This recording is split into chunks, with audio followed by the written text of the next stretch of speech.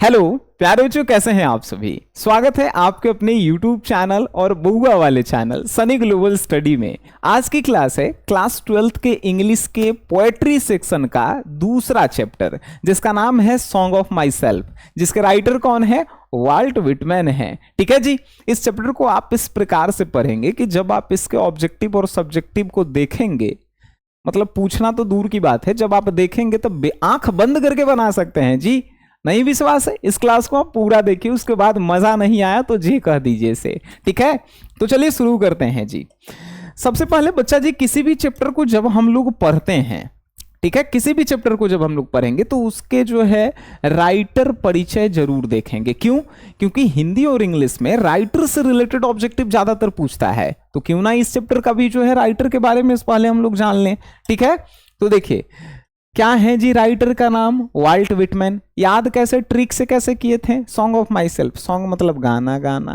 अब गाना उज्जर आदमी गाता है, वाइट मैन, यानी सॉन्ग ऑफ माई सेल्फ के writer white man means Walt Whitman. ठीक है, अब जो है इनका जन्म कब हुआ, 31 मई 1819 को। बताइए जी, वाल्ट विटमैन का जन्म कब हुआ, 31 मई 1819 को। डेथ इनका कब हुआ, तो 26 मार्च 1892 को।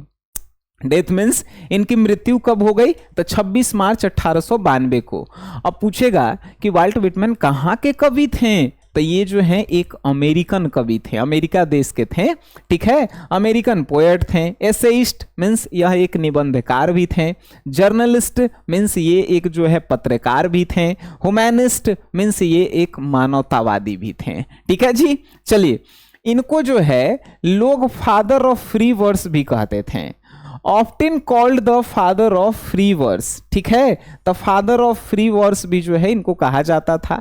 एंड फेमस वर्क, इनके जो फेमस जो है रचनाएं रही, कौन कौन सी रही, लिप्स ऑफ ग्रास के चैप्टर के राइटर कौन, वाल्ट विटमैन रहे। ड्रम टैप्स के राइटर कौन, तो भाई ड्रम टैप्स के राइटर भी वाल्ट विटमैन रहे। देखिए लिप्स ऑफ ग्रास 1855 में लिखा गया, तो ड्रम टैप्स 1866 में लिखा गया। ठीक है, यहां पे सबसे इंपॉर्टेंट चीज याद रखिएगा कि 12 साल की एज में कारपेंटर, 12 साल की एज बिफोर कारपेंटर वर्किंग, यानी 12 साल की एज के बाद जो है इन्होंने क्या किया, कारपेंटर यानी बरही का काम किए। याद रखेंगे आप सभी, कौन, वाल्ट विटमैन। तो ये सभी इंपॉर्टेंट्स है। अगर आपसे पूछे सॉन्ग ऑफ माई सेल्फ कहां से लिया गया है, तो लिव ऑफ ग्रास से लिया गया है। ठीक है, बता देंगे आप सभी, थोड़ा सा हम पूछ लें एक दो क्वेश्चन, आप बता सकते हैं सॉन्ग ऑफ माई सेल्फ के राइटर कौन, अरे वाल्ट विटमैन। कब जन्म हुआ, 31 मई 1819 को। कब देहांत हुआ इनका, 26 मार्च 1892 को।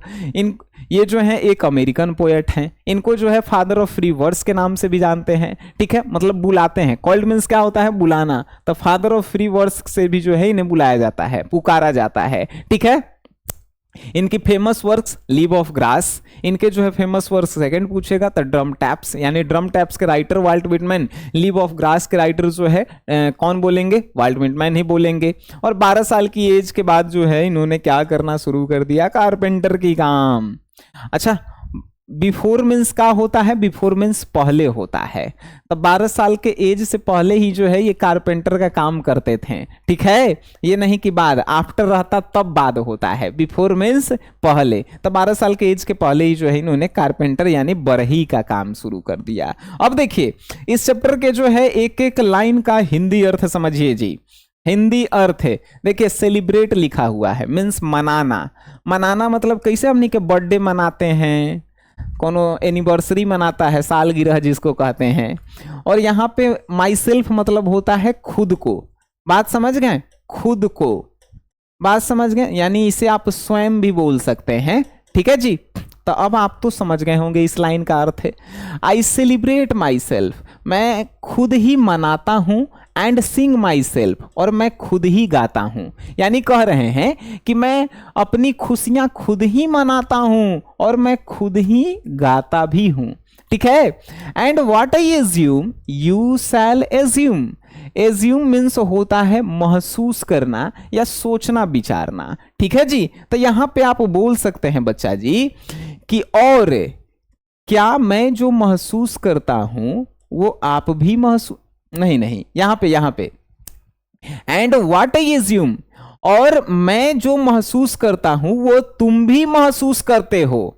यहां पे कमांड दे रहे हैं, मतलब आपको बता रहे हैं कि मैं जो महसूस करता हूं वो तुम भी महसूस करते हो। अब कैसे महसूस करते हो आगे लाइन में बताए हैं।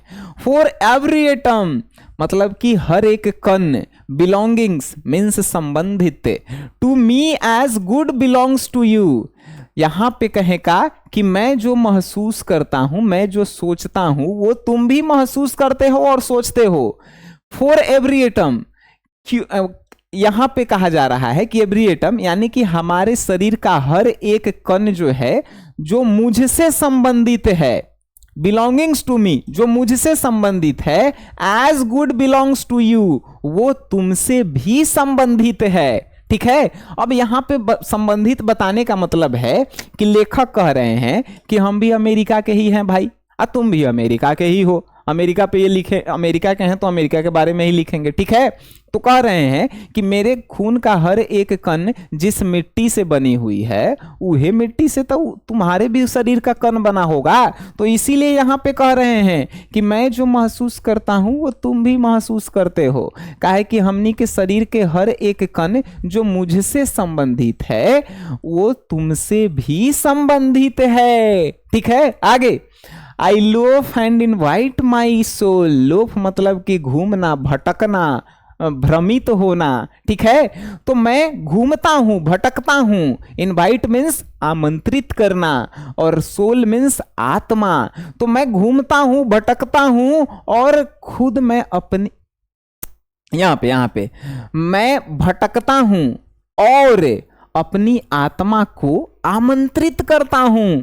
मैं घूमता हूं, भटकता हूं और अपनी आत्मा को आमंत्रित करता हूं। I lean and loaf at my ease observing spear of summer grass. Summer मतलब गर्मी, ग्रास मतलब घास, स्पीयर मतलब नुकीला, एब्जॉर्बिंग मीन्स महसूस करना, और यहाँ पे लोफ मतलब बताए थे भटकना, घूमना, और यहाँ पे लीन मतलब जो है सोचना, विचारना भी कह सकते हैं। ठीक है, चलिए यहां पे लीन का मतलब जो है एक और अर्थ जो है बताया गया है।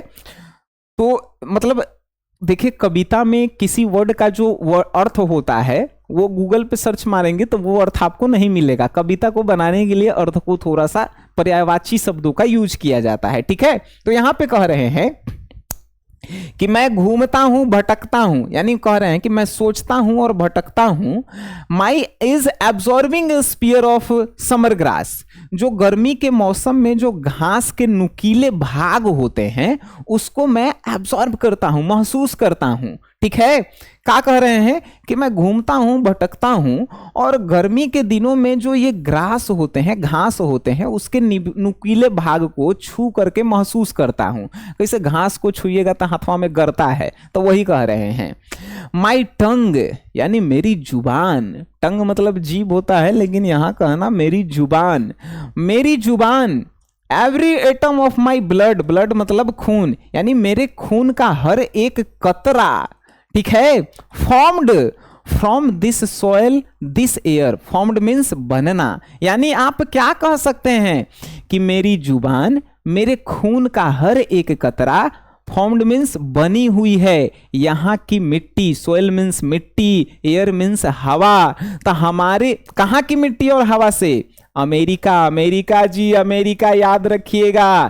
तो लेखक कह रहे हैं कि मेरी जुबान, मेरे खून का हर एक कतरा और मेरे खून का हर एक कतरा यहाँ की मिट्टी से बनी हुई है, यहाँ की हवा से बनी हुई है। कहाँ की? अमेरिका की। ठीक है जी, अब देखिए आगे। बॉर्न हेयर ऑफ पेरेंट्स, यानी कि यहां हेयर मतलब यहां होता है ना, बॉर्न मीन्स जन्म होता है, पेरेंट्स मीन्स माता पिता होता है। यहां मेरे पेरेंट्स का जन्म हुआ है। Born hair from parents the same, यानी यहां मेरे पेरेंट्स के पेरेंट्स का भी जन्म हुआ है। कहां? अमेरिका में। मतलब लेखक के माता पिता का जन्म अमेरिका में, लेखक के दादा दादी के जन्म अमेरिका में, and their parents the same, और इनके परदादा परदादी का भी जन्म अमेरिका में हुआ। तो कह सकते हैं, लेखक कह रहे हैं कि मेरे पेरेंट्स का जन्म यहां, मेरे पेरेंट्स के पेरेंट्स का जन्म यहां, और मेरे जो है वो दादा दादी के पेरेंट्स का जन्म भी यही हुआ है।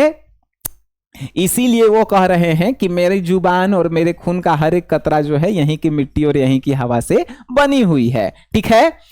आई मतलब मैं, नाउ मतलब अब, यानी मैं अब 37 मतलब 37, ईयर मतलब साल, old in perfect health begin, यानी लेखक कह रहे हैं कि अब मैं 37 साल का हो गया हूं, फिर भी मैं बिल्कुल स्वस्थ हूं।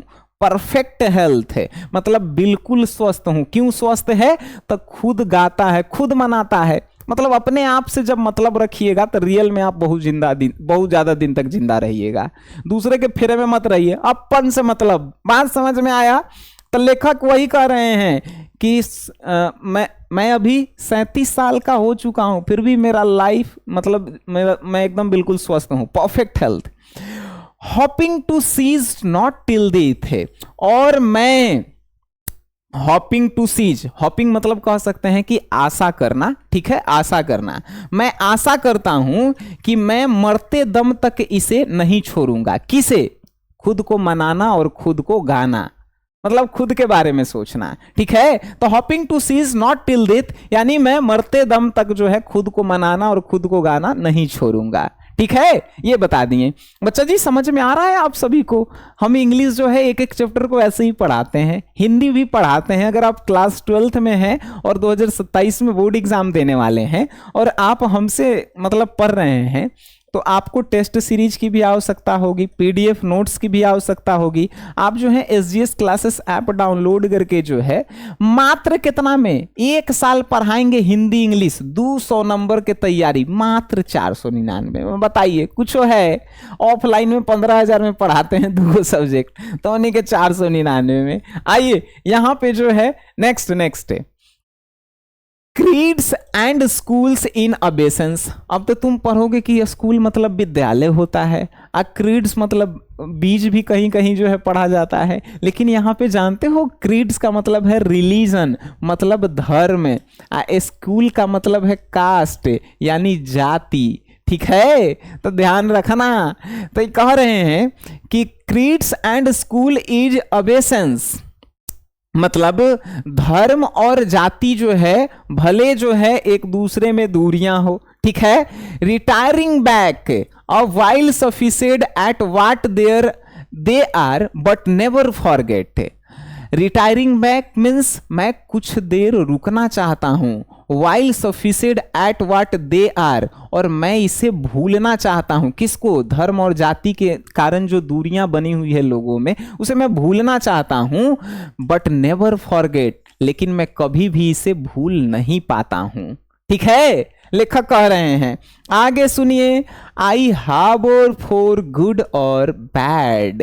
गुड मतलब अच्छा, बैड मतलब बुरा, और हार्बर मीन्स एक्सेप्ट करना। ठीक है, तो मैं अच्छे और बुरे दोनों में सक्षम हूं। हार्बर मीन्स सक्षम भी बोल सकते हैं। तब मैं अच्छे और बुरे दोनों में सक्षम हूं, दोनों को एक्सेप्ट करता हूं, दोनों को मानता हूं। ठीक है। I permit to speak at every hazard, और हैजार्ड मीन्स होता है खतरा रे लड्डू। मुझे हर एक खतरे पे, एवरी हैजार्ड मीन्स हर एक खतरे पे, स्पीक मीन्स बोलना, बोलने का परमिट है, अनुमति है। ठीक है। क्यों अनुमति है भाई? क्यों अनुमति है? क्योंकि आई हार्बर फॉर गुड और बैड, मैं अच्छे और बुरे दोनों को मानता हूं, एक्सेप्ट भी करता हूं।